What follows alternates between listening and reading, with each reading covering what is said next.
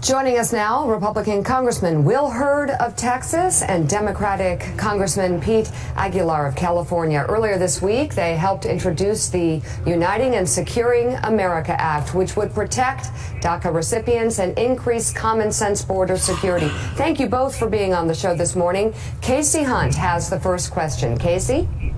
My question is for you, Congressman Hurd. The challenge here seems to be figuring out what exactly it is that the President of the United States could possibly support. He seems to say one thing in public, another thing in private, change his position from minute to minute. Is there any indication from the White House that he could get on board with the proposal that the two of you have put out there? I think whatever this body, both houses, put on the president's desk is ultimately something that he's going to be willing to sign. And so I think it's up to us. It's clear that he's not, though. I mean, he had said in that Tuesday meeting, if you put together a bipartisan deal, I'll sign it. And then the bipartisan deal, they took it down the street to the White House on Thursday, and he said, no way. Well, I don't have a crystal ball, and so my philosophy is always simple: put together smart legislation, do it in a bipartisan way, do something that actually solves the problem. This is straightforward, strong border security, and it solves the problem for 1.2 million kids that have been contributing to our economy, our culture, our history. And so let's solve these two problems. And if other folks have some good ideas that can be worked out in a bipartisan way and get through both houses, let's talk about this. But this was designed to be a foundation to do something smart and ultimately get it to the president's desk. I'm not the one responsible for deciding whether this legislation gets signed or not, but let's do something that's smart and done in a smart way, and we'll make it happen. Congressman Aguilar, Donnie Deutsch, I just get warm and fuzzy seeing two guys from the opposite side of the aisle talking to each other and actually trying to do something together. Why is this such an anomaly? Where is what everybody in this country wanted? What is different about you two that you two can sit together and put together a bipartisan bill where there is so counter to what is going on everywhere else in our branches of government? Well, just having a relationship and building trust and developing that, and that's what we've tried to do. Our staffs have been in contact. We have been in constant contact. We were texting over the holiday break, probably more than my wife would have liked.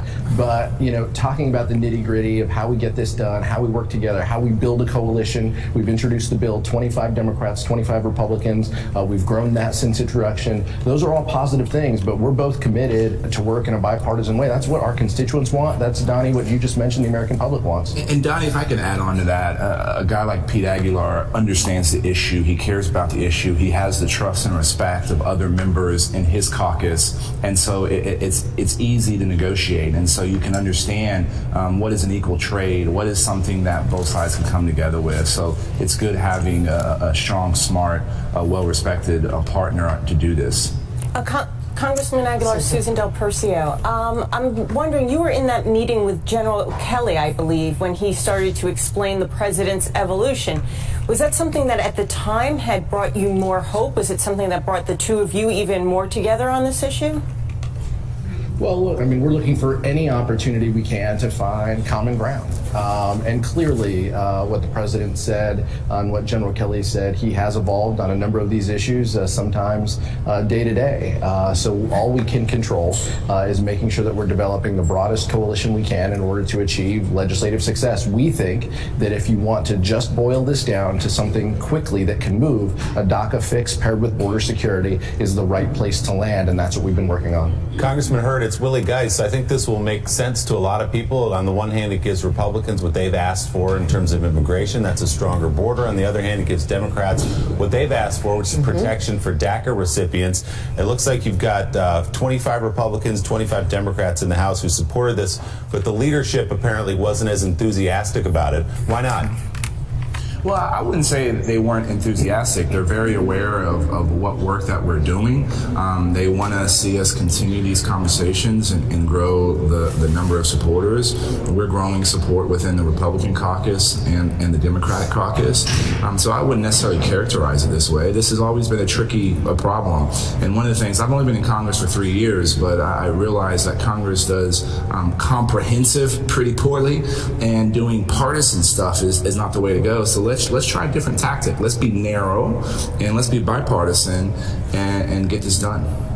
All right, Congressman, do you want to quickly I just want to quickly, Congressman Hurd, what do you say to some of your fellow Republicans who say, dreamers in terms of DACA that, yes, their kids brought here, it's not their fault, but look, they came into the country illegally, and a vote to protect them is a vote to protect illegal immigration. What do you say to that argument?